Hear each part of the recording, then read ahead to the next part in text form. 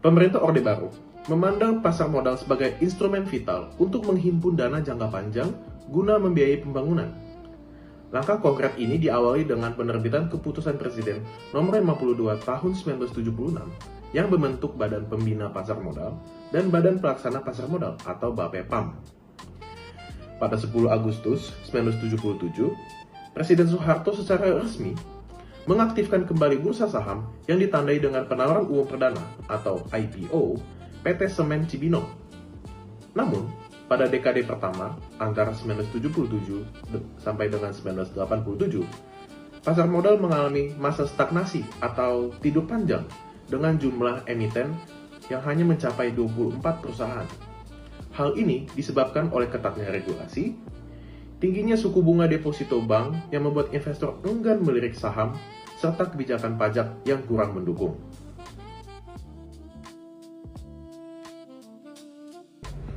Kebangkitan sesungguhnya terjadi pada akhir 1980-an melalui serangkaian kebijakan deregulasi yang radikal. Pemerintah mengeluarkan sepaket Desember 1987 atau biasa disebut Pakdes 87 yang menyederhanakan syarat pencatatan saham, menghapus batas fluktuasi harga saham, dan yang paling krusial, membuka pintu bagi investor asing untuk memiliki hingga 94% saham di pasar sekunder. Kebijakan ini disusul oleh Pakto 1988 dan Pakdes 1988 yang semakin menggairahkan pasar dengan memperbolehkan pendirian bursa efek swasta. Dampaknya luar biasa. Pada 1989, pendirian Bursa Efek Surabaya atau BES sebagai bursa swasta pertama dan jumlah perusahaan yang go public melonjak drastis. Pasar modal tidak lagi hanya menjadi tempat mencari modal bagi perusahaan negara, tetapi juga menjadi primadona bagi perusahaan swasta nasional untuk melakukan ekspansi besar-besaran. Masuki era tahun 1990-an, pasar modal Indonesia mengalami modernisasi struktural dan teknologi yang signifikan. Dan pada tahun 1992, pemerintah melakukan swastanisasi bursa dengan mengubah fungsi BAPEPAM menjadi Badan Pengawas atau Regulator. Sementara operasional perdagangan diserahkan kepada PT Bursa Efek Jakarta atau BEJ. Langkah modernisasi ini mencapai puncaknya pada 22 Mei 1995 dengan penerapan sistem perdagangan otomatis yang dikenal sebagai Jakarta Automated Trading System atau GATS, menggantikan sistem papan tulis manual yang tidak lagi memadai untuk volume transaksi yang kian masif. Di tahun yang sama, disahkan pula Undang-Undang Nomor 8 Tahun 1995 tentang pasar modal, yang hingga kini menjadi pondasi hukum utama.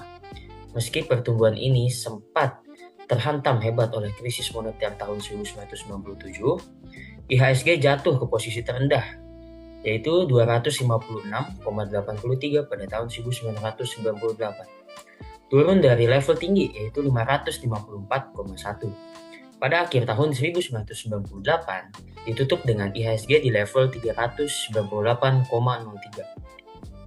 Mencerminkan penurunan 0,91% dibandingkan dengan penutupan 1997 dan turun 37,55% dibandingkan posisi akhir pada tahun 1996. Pada masa ini, banyak perusahaan mengalami kerugian finansial. Penarikan modal asing keluar atau capital flight mencapai estimasi sebesar 80 miliar US dollar.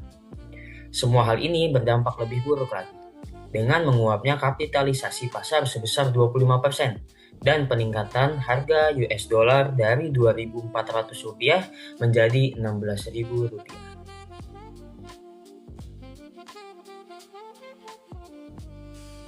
Perjalanan pasar modal Indonesia pada masa Orde Baru menunjukkan dinamika yang kompleks antara kebijakan pemerintah, respon pelaku pasar, dan pengaruh kondisi ekonomi global. Pada fase awal, perkembangan pasar modal cenderung stagnan akibat regulasi yang ketat, serta minimnya insentif bagi investor dan perusahaan. Namun, melalui berbagai kebijakan deregulasi yang progresif pada akhir tahun 1980-an, pasar modal mulai mengalami pertumbuhan yang signifikan dan berkembang menjadi salah satu pilar penting penting dalam pembiayaan pembangunan nasional. Memasuki era tahun 1990-an, modernisasi sistem perdagangan serta penguatan kerangka hukum semakin memperkokoh fondasi pasar modal Indonesia. Meskipun demikian, krisis moneter tahun 1997 menjadi salah satu ujian besar yang mengungkap berbagai kerentanan struktural dan perekonomian nasional. Dengan demikian, pengalaman ini menjadi pembelajaran yang besar bagi Indonesia, bahwa keberhasilan pasar modal tidak hanya bergantung kepada kebijakan yang mendorong pertumbuhan, tapi juga pada stabilitas ekonomi, tata kelola yang baik, dan kesiapan terhadap gejolak eksternal. Perkembangan pasar modal di Indonesia di masa Orde Baru menjadi landasan yang berharga dan pembenahan dan penguatan sistem keuangan di era selanjutnya. Terima kasih untuk menonton.